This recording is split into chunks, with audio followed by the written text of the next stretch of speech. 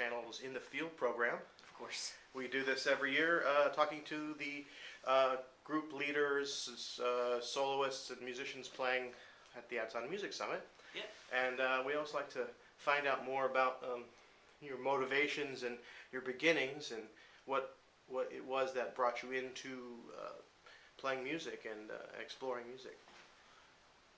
Okay. Well, from the very beginnings, I think it was just like the piano around Mom's house, and then my mom would always have on really good records, like ones that stick out in particular. It'd be like Money Jungle, that Duke Ellington trio. Oh yeah. For instance, and then she'd always be checking out different things. And then once I started getting into music, anything I would bring up, she would go to Jerry's Record Exchange near where she worked and just come home with CDs. Like she gave me my first Steve Reich CD. Really? Wow. Yeah, drumming when I was in high school. I was a wig flipper, so to speak. And right. Yeah, and in terms of getting into vibraphone, I studied percussion heavily. Like classical percussion, and then I was doing drums and still do, but like I became very good friends with Colin Stranahan and this guy Ronaldo Elliott, and they both encouraged me to play vibes because I already was doing piano and percussion, and I was like kind of combining both worlds, and that way we could all play together in high school instead of being like adversaries or Right, like-minded instruments sometimes colliding with each other. Yeah. None of us were thinking about multiple drum groups at the time. Oh, so. Right. Where did you grow up? Denver, Colorado. Oh, right. Cool. Yeah. Yeah, Colorado. Denver specifically has a long history of cross-section of music and art. And it was cool. I got a classical degree there, and so I studied under the master percussionist of the Colorado Symphony Orchestra, and he really got me into thinking about chamber music and how to approach that style of playing, and had me doing like a Varese ionization, John Cage constructions, Takamitsu rain tree. So all those informed my language, but then I would be taking that material and then hanging out with people like Conrad King, who runs the Playground, which is an improvising and modern music group out there, and Paul Riola. And on the other side of that, I was also involved in Colorado Conservatory for the Jazz Arts, which is like more high school kids, like hanging out with all the straight ahead masters out there, and all those guys are incredible. So I'd be working like with the classical dude, John, and then I'd be working with like improvised musicians, Paul Riola and Conrad, and then the jazz stalwarts and instructors like Paul Romaine, Eric Gunnison, and Greg Gisbert. Wow. I feel like we're like the heaviest dudes. And then there was people like Art Landy around, who is a bit of a wizard, and he would he still does this whenever he's in the Bay too. Just come and like spend some time with him, and he'll change everything about the way I'm thinking, and then he'll just disappear for a little while. So. Oh, okay. Yeah. Wow. Okay. And so the deeper I dig about art, it's funny stories. Wow. But yeah, so that was like kind of the baseline structure of the worlds that were coming together, and then. Was this in high school? Is this high school? High school and college. Right. Like, so I started writing. Near the end of my like junior and senior year of the college degree, when I was more equally involved in the jazz program as well as the classical program, and so I was writing these things that were already more through composed style compositions. I'd be pulling from the classical language as much as I could. Like I was still trying to learn a lot, and it was like heavily based on like Steve Reich scores that I was checking out a lot, and also heavily into Bartok. But as I've gone further down, I'm like trying to pull more from the other things, like the Takamitsu and Cage to an extent, but for him it was more an ideas thing than it is a actual language, Right. Huh. Interesting. Because there's some strong elements of classical and jazz in your background, right? Yeah. And it's interesting because everyone comes from a different perspective within the improvising music community that we're Right. a part of. What I'm interested in, and I think a lot of people are also interested in, is what is it that takes you away from just sticking to the standard procedures and expanding out past it. Now it sounds like you were exposed to some of these 21st century classical or 20th century classical composers early in life, but it doesn't necessarily mean that you'd go there. So I'm wondering, is there a particular moment in time or a certain artist that really helps you get past that ethos? I'm still working on that in my own writing. I mean, I play improvised music and I have for a long time. But my main influences, I guess the people who gave me the biggest permission slips, it wasn't so much listening as it was people I was interacting with. I would play free in high school with my peers, with some of my colleagues. Danny Meyer is a big one, and he was a very close student with, he worked heavily with Art Landy and Ron Miles. And then Conrad King and Paul Riola. I improvised a ton with them all around town at different venues. And even out here and in Chicago, I've played with Paul Riola. And but in terms of my own writing, I'm still just now feeling like I'm getting to a place, and this is going to be represented, I feel like, in my in the set for the festival. I'm still figuring out how to get to a place where I can give freedom to the players and to myself, and also write and have the music communicated that I've been, just that I've been writing for a long time, because a lot of these songs are pretty old now.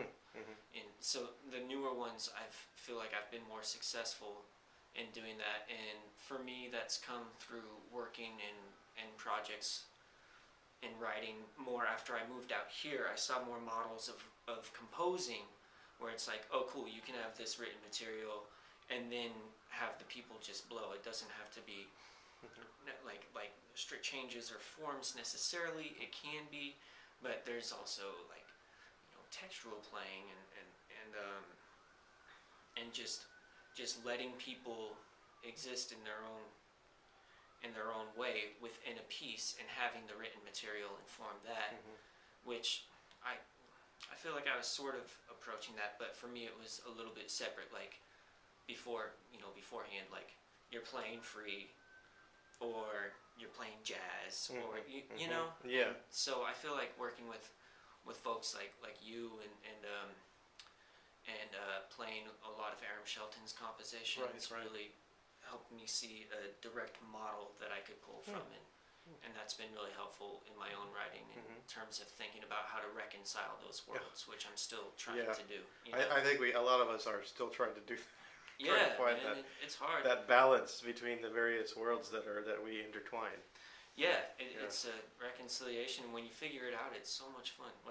I feel like more recently, it's been there, and I'm excited to keep pushing forward and keep writing. That way, But is there a thematic element that encompasses the group Dirty Snacks ensemble specifically that you'll be presenting at Summit this year? In a way, yes, because one of the Bay Area founding members of the group, one of the people who has been in this group the entire time that I've had it together out here, is leaving, and that's Aram. He's going to Copenhagen. Right. So what I'm planning on showing is almost a retrospective on a lot of older compositions coming through to newer ones. And so I would say that would be the most thematic thing. I'm not presenting a brand new set. I would rather just in my mind with the other projects that I have going now, I would like to show what this group has been with the members that are in it, and all the way up to more of the current things that I've been writing, where I feel like it's a little bit closer and a little bit more successful. So some of it that you'll hear is going to be just written material, and then as the set goes on, I think you'll hear me trying to find ways to have people blow, some of it freely, some of it not, and then some you'll just like, then it'll eventually get to these points where I figured the thing out a little bit more. All right. Okay. So I would say that is what I'm hoping to bring to this set, is just to show the things that I've done with this group, what I've learned from the members in this group, and then moving forward, like, I'm thinking a lot about how to shape the sound and how to approach writing for it, and what to appropriate to which ensembles that I'm writing for these days. Right. You know? Right. So, and what I'm curious about is the name itself too. In terms of like, where does that name come from? It's not something that you Dirty hear Snacks. often. Yeah. And how does that relate to like the music that the group represents, or is there a relationship? Yeah, totally. There's well, it goes back early on. I was talking about my mom being an influence musically. Sure. There's a bigger way too, where she would take me out to the desert, and you know, this is mom and dad. They both take me backpacking, but I grew up in Colorado with mom, and then I'd come visit dad out here in Visalia, Chico, different places. Oh yeah, right. And but anyway, every spring I would go to the desert with them or her, and then as I got into college, I still felt that it was very important that on spring breaks I would go to the Utah desert wilderness and camp. And one time I was out there with one of my dear friends, Drew, who we nicknamed Vivas because he misread Vivace extremely loudly during a rehearsal. He was like, "Oh, the Vivas," and so everyone was cracking up, yada yada yada. So it became an inside joke. And I went out to the desert with him and a bunch of friends, and that was a poignant trip because like he was going off. Like, we turned to go back to Denver, and then he turned the other way because he was going off to go to Florida to be in an internship, in a studio, recording studio with Pharrell, of all people, to learn how to engineer, you know, because that's his thing. He's deep into engineering pop music, and that's his passion, but he was, like, my roommate and good homie. So when I got back, I, wrote this piece, and I dedicated it to him. And the idea, of us waiting for the moon to come up in Goblin Valley, and we're eating all of our sandwiches that we have pre-made, but there's just dirt everywhere. So it's like dirty snacks, dirty snacks. And so that song is called "Dirty Snacks" for Vivas. And that was when I first presented that music. It was at a recital, and so I just called it the Dirty Snacks Ensemble because that's the group that I put together to play that. And right. of course, that was different people out there. Sure. And I'm a little torn, but I don't think I'm going to show music quite that old, you know. That's I think I have a pretty set idea on the set, but that's the genesis of the name, and it stuck, and it's unique, and I don't want to rename an ensemble when it's the common theme of me writing mostly instrumental music for a 6 or 7 piece ensemble. Right. And then on that note, having to do with change, how the composition process changed, like we were talking about earlier. Right. I started writing songs with singing too, and some of those are on the record. And I'm thinking about doing one of those, but yeah, you have a new album. The group has a new album out recently, right? Yeah. What's it called? Tidy Universe. Tidy Universe. Tidy Universe. Okay. Yeah, and that just came out on Recollect Records, which is also based in Denver. Okay. And I'll have CDs and vinyl. That's great. Yeah, wow. I'm excited, man. It looks and sounds great. And you have voice on some of the compositions on the record. Yeah, and that was another aspect of reconciling influences and what I was actually interested in doing versus the idea of the idea of what I thought I should be interested in doing. Based on the communities that I've been a part of, and being like, hey, wait, I write songs. Right. I can still make these interesting. So some of these things are me throwing Tortoise and Meshuggah and Stereo Lab all in a blender. Okay, and even okay. Sufjan Stevens, like all this like, you know, more liberal indie leaning influences. So letting those be in there as well, and being honest with myself and my audience and my players for that matter about that. I used to be terrified about doing that. Oh, right, yeah, because I know that a number of musicians who come up in an educated setting as they grow up, sometimes there's a tendency that they like music that kind of bends towards maybe the more songwriting, rock, prog, pop-oriented music, feel intimidated that those worlds will collide, and Yeah, and honestly, that guy Drew that I was telling you about, who is like focused and interested on being a pop music engineer. Oh man, like the amount of guff that I would give that poor fellow. See, he's like, hey, did you listen to the last like Britney Spears? I said, no, dude. He's like, it sounds amazing, and it took me years to realize what he meant when he's saying it sounds amazing. You get past maybe the hype and just listen to the compositional elements, right? The composition and the production elements, like when I started listening in terms, like coming from a production standpoint, I was like, okay, I understand now. And for me, I had to take a back door in, of course, like, and that came more through Chicago affiliates, like, because I was heavily interested in Tortoise. I felt like I was allowed to be interested in Tortoise, and I was like totally down.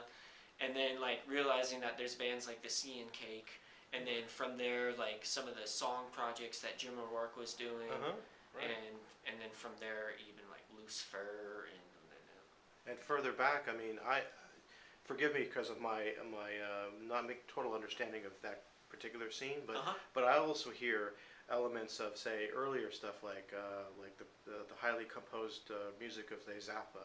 Oh yeah. Or Calvin Beefheart, things like that too. I hear that element. Yeah, I mean, absolutely. Yeah. Like one of my professors in college had me play in a Zappa tribute band a few years really? ago, Okay. where I would learn all the Ruth Underwood vibraphone parts and just that totally whooped my butt. That very it's complex, extremely hard music, but we usually played the earlier Zappa, and from there I would read a lot about Zappa and listen to interviews, and he'd be talking about Varese the whole time, Right, so there's that's a all connection. he talks about. See, you're right. Yeah.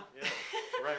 And he talks about his introduction, like asking a composition teacher when he's like 15 or whatever. He's like, why do I like this? And he's like, Berg or Varese or something. And he's like, well, they're stacked fourths. And I was like, well, that makes sense considering why I like these particular Bartok pieces, even though they're surrounded by all these like elements that I can't fully give myself up to at that point in time. Right. There was still enough frame of reference tonally that it helped me get into the other things texturally. And to be fair too, just to give another huge shout out to someone who influenced me is also the Claudia Quintet. Oh yeah. John Hollenbeck, like they have a new record out actually. Man, I should check that out. Yeah. I just remember seeing their name in association with another station report recently. So. Oh, cool. Wow. Yeah. Well, that makes a lot of sense, and it's also interesting to me is when I was programming the evening between your group and Inner Brigade. Yeah, that's. What Outsound does is we represent a lot of the underrepresented in this music, even though you're creating music that reaches both out to a general like audience potential, but it also is highly complex. It's still very underground. Yeah.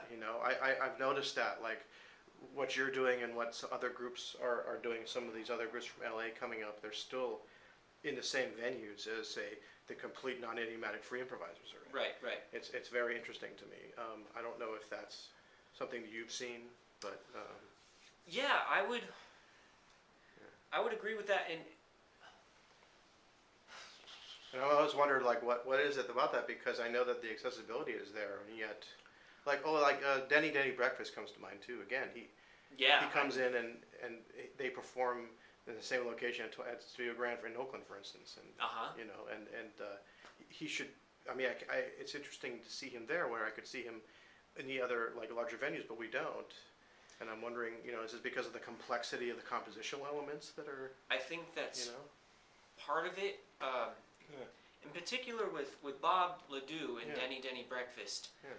Bob, first of all, he's like, since I moved out here and got to know him, he's like a really, I look up to him immensely, partially because he's so prolific and he's not scared to like just throw, these are his words, he's like, yeah, I'll just throw whatever at the wall and see what sticks in terms of Denny. So anytime I played with Denny, it's been a completely different context. But like, say with 30 Snacks and Denny, I think a lot of it, for me personally, I don't want to speak for Bob this way, but I've had some shows like where I did program one with 30 Snacks and Denny Breakfast and Spencer on Timeshare, and it was at Awaken, which is like, back then Sarah Sexton was booking there, and it was like an indie venue and peeps would come out, and I really pushed for it, and it was like packed out, and I was like, oh man, this can happen.